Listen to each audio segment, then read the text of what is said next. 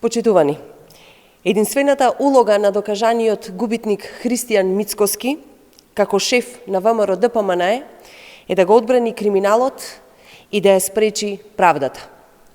Сите блокади, кочници, деструктивно однесување на ВМРО-ДПМН се токму тоа, обиди да се спасат криминалците во нивните редови.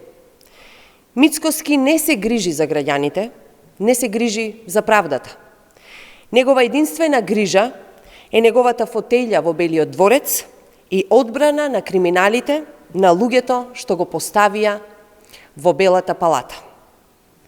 Се што прави Мицкоски е да го заштити менторот од Будимпешта Груевски, да ги заштити Мијалков, да го заштити Камчев, Милошовски, Димовски, Јанушев и сите останати сегашни и поранешни функционери на ВМРО-ДПМН, против кои се водат процеси пред надлежните судови.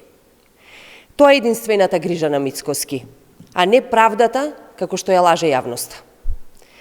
Токму затоа Мицкоски беше против носење на Законот за јавно обвинителство, со што предметите на СЈО добиваат судска разрешница. Токму затоа Мицкоски застана во одбрана на осудените за 27. април.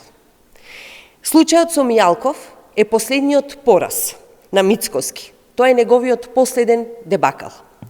Сите обиди на Мицкоски да го одбрани криминалот на ВМРО-ДПМН пропаднаа, со што пропадна и неговата главна задача, за која што Мијалков и Груевски го поставија на чело на ВМРО-ДПМН.